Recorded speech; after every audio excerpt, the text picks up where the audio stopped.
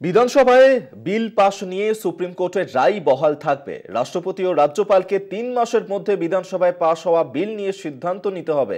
কেন্দ্রীয় স্বরাষ্ট্র মন্ত্রকের বিজ্ঞপ্তিকে সামনে রেখে সুপ্রিম কোর্টের এই নির্দেশিকা, সুপ্রিম কোর্টের তরফ থেকে এই নির্দেশিকা দেওয়া হয়েছে, যেখানে বিধানসভায় বিল পাশ নিয়ে সুপ্রিম কোর্টের রায় বহাল থাকবে, এমনটাই কিন্তু দেশের শীর্ষ আদালতের তরফ থেকে জানিয়ে দেওয়া হয়েছে। কি বলা হয়েছে এই নির্দেশিকাতে, আমরা এই নিয়ে আরো বিস্তারিত জানবো। নিউজ রুম থেকে আমাদের সঙ্গে সরাসরি রয়েছেন প্রতিনিধি পীযূষ কান্তি নাগ। পীযূষ কান্তি, বিধানসভায় বিল পাশ নিয়ে সুপ্রিম কোর্টের রায় বহাল থাকছে, পাশাপাশি যে নির্দেশিকা দেওয়া হয়েছে, আর কি বলা হয়েছে এই নির্দেশিকায়? দেখো, গত এপ্রিল মাসে সুপ্রিম কোর্টের একটি মাইলস্টোন রায় কিন্তু দেশের মধ্যে সাড়া ফেলে দিয়েছিল।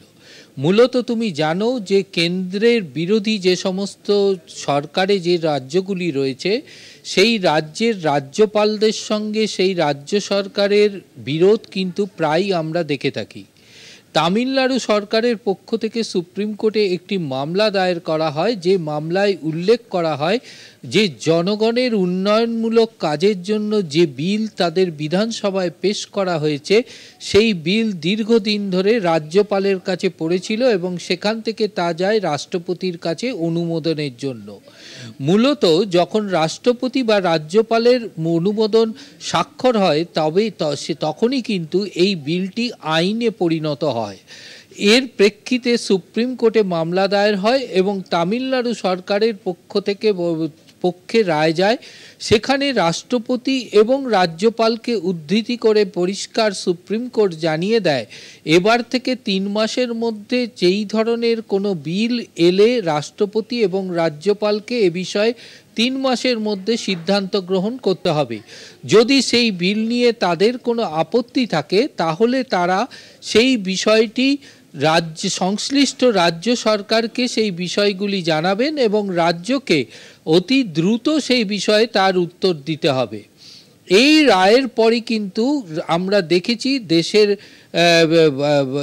যে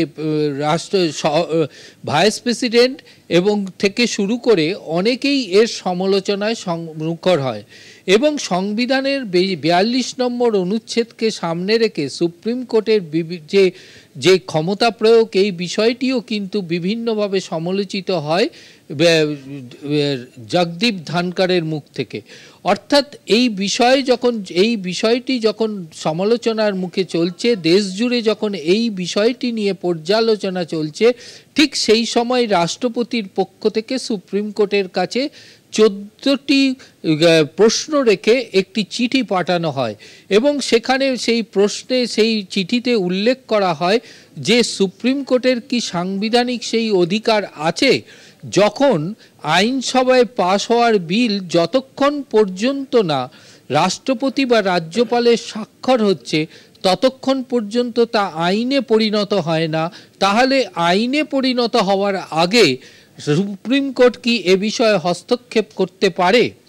দ্বিতীয়ত প্রশ্ন রাখা হয়েছে, এই 14টি প্রশ্নের মধ্যে আরও একটি প্রশ্ন রাখা হয়েছিল যে রাষ্ট্রপতি এবং রাজ্যপাল যে সাংবিধানিক পদে থাকেন, সেই সাংবিধানিক পদে যারা আসীন তাদের ক্ষেত্রে কি সুপ্রিম কোর্ট হস্তক্ষেপ করতে পারে, বা রাজ্যপাল এবং রাষ্ট্রপতির প্যারালালি সুপ্রিম কোর্ট কি কোনো নির্দেশিকা জারি করতে পারে? এই ধরনের 14 বিভিন্ন প্রশ্ন সুপ্রিম কোর্টের কাছে রাখা হয়। মূলত সুপ্রিম কোর্টের প্রধান বিচারপতি বি.আর. গাভাই কিন্তু এই সপ্তাহেই কিন্তু রাষ্ট্রপতির কাছ থেকে শপথ গ্রহণ করে তিনি দেশের প্রধান বিচারপতি হিসাবে নিয়োগ হয়েছেন। তারপরেই প্রধান বিচারপতির তরফ থেকে রাষ্ট্রপতিকে চিঠি দিয়ে সেই উত্তরে জানিয়ে দেওয়া হলো যে সুপ্রিম কোর্ট যে রায়দান করেছে সেই রায়দানই বহাল থাকবে। তার কারণ 2016 4 ফেব্রুয়ারি কেন্দ্রীয় স্বরাষ্ট্র মন্ত্রকের পক্ষ থেকে একটি বিজ্ঞপ্তি জারি করে রাজ্যপাল এবং রাষ্ট্রপতির এই বিল পাশের বিষয় এবং অনুমোদনের বিষয়ে একটি নির্দেশিকা জারি হয়েছিল। সুপ্রিম কোর্ট সেই নির্দেশিকাটিকেই সামনে এনে পরিষ্কারভাবে রাষ্ট্রপতিকে জানিয়ে দিল যে সুপ্রিম কোর্ট যে সিদ্ধান্ত গ্রহণ করেছে বা যে রায়দান করেছে সেটি সঠিক। তার কারণ সুপ্রিম কোর্ট আইন মেনেই এই রায়দান করেছে এবং কেন্দ্রের জারি করা যে নির্দিষ্ট নোটিশ বা বিজ্ঞপ্তি, সেই বিজ্ঞপ্তিকে সামনে রেখেই সুপ্রিম কোর্ট এই নির্দেশিকা জারি করেছে।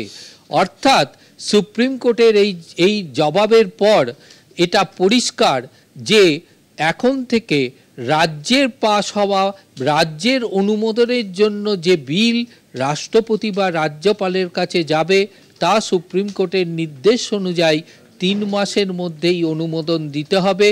এবং সেই বিল সম্পর্কে যদি কোনো প্রশ্ন থাকে, তাহলে সেই প্রশ্নগুলিকে ক্ল্যারিফাইয়ের জন্য রাজ্যের কাছে পাঠাবেন এবং রাজ্যকে সত্বর সে বিষয়ে জবাব দিতে হবে এবং নির্দিষ্ট সময়ের মধ্যেই তার উত্তর দিতে, অনুমোদন দিতে হবে রাষ্ট্রপতি এবং রাজ্যপালকে।